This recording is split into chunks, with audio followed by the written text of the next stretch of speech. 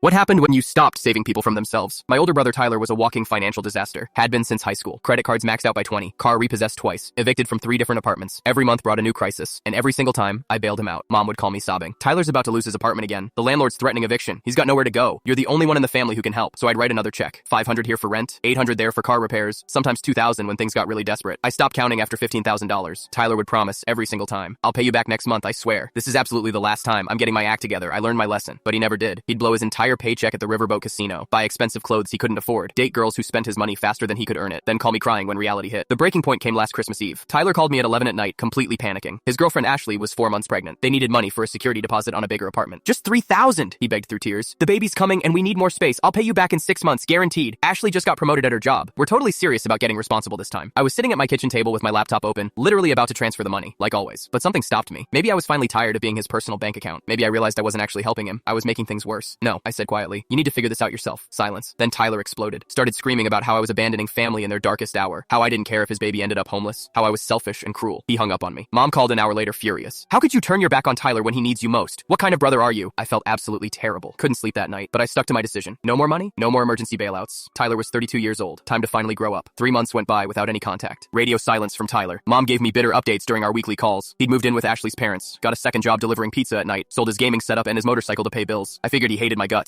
But then Ashley had the baby in March. A little girl named Emma. Tyler called me from the hospital at 6 in the morning. I wanted you to know, he said, voice barely above a whisper. Emma's here. 7 pounds, 2 ounces. She's absolutely perfect. His voice sounded completely different, calmer, more serious, like something fundamental had shifted inside him. Listen, he continued. I've been doing a lot of thinking these past few months. About what you said, about figuring things out myself. You were absolutely right. I was acting like a spoiled teenager. Turns out, when Tyler couldn't depend on me to magically fix his problems, he actually started solving them himself. He'd been going to financial counseling classes at the community center, creating budgets, paying off his debts slowly but steadily. Ashley and I are getting married next month, he said. Nothing fancy or expensive, just immediate family in her parents' backyard. Will you be my best man? I drove 4 hours to their wedding that April. It was small and simple, maybe 30 people total. Tyler wore a navy suit from Goodwill that actually fit him perfectly. Ashley looked beautiful in her grandmother's vintage dress. During his speech at the tiny reception, Tyler looked directly at me. My little brother taught me the most important lesson of my adult life. Sometimes real love means having the courage to say no. After the ceremony, Tyler pulled me aside near the garden. I've got something for you. He handed me a white envelope with my name written in careful handwriting. Inside was a check for $5,000. It's not everything I owe you, he said seriously, but it's a solid start. I keep detailed records now. Every penny I borrowed over the years, every favor you did for me, I'm going to pay back every single cent. 3 years later, Tyler owns his own small construction business, bought a modest house with a real mortgage. Little Emma calls me Uncle Alex and runs to hug my legs every time I visit them. Last month, Tyler handed me another envelope, the final payment, $15,000 total, every cent I'd ever loaned him, plus interest he insisted on adding. Thank you, he said, shaking my hand like a business partner, for saving me by refusing to save me. The best thing I ever did for my brother was absolutely nothing.